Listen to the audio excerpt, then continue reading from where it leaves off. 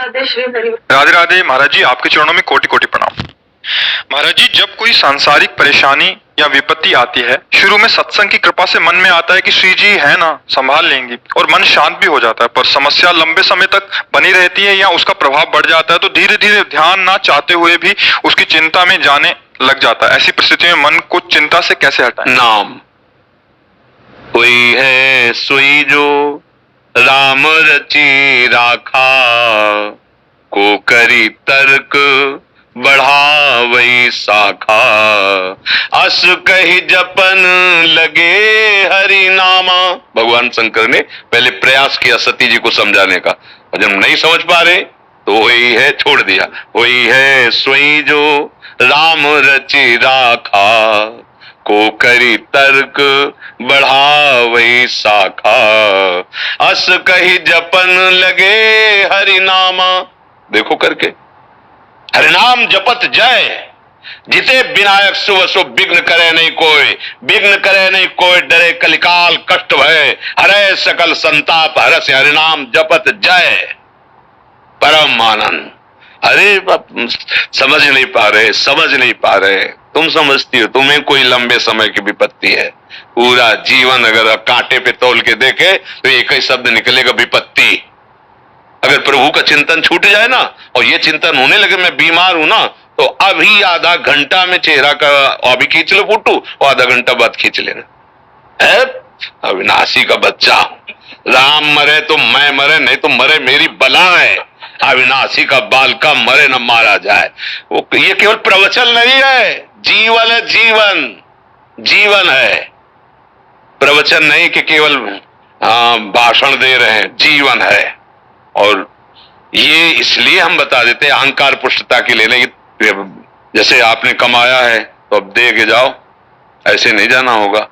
साधु महात्मा एकांत में अपने जीवन में जो कमाते हैं तो भिक्षा तो पाई संसार की, वस्त्र संसार से पहला है, तो अब दो संसार को शिक्षा और फिर यहां से जाओ। खाली नहीं, आदेश है भगवान का, चलो मेरे नाम गुण कीर्तन का उपदेश करो, जितना तुम में हम सामर्थ्य दी सबका मंगल करो, उद्धार करो, क्योंकि अन्न पाया है।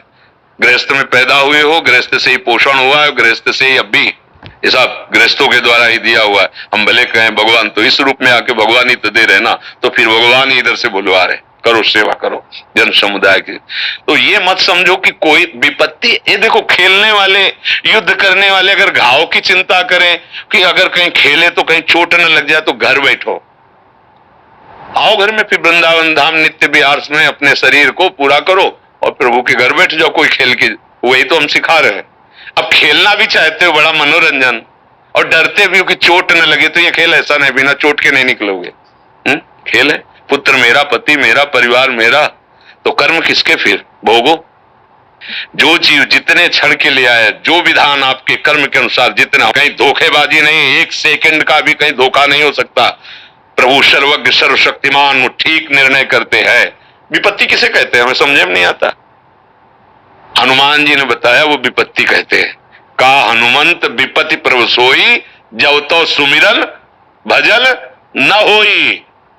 ये है, यही है, तभी परेशान हो, निरंतर ये है।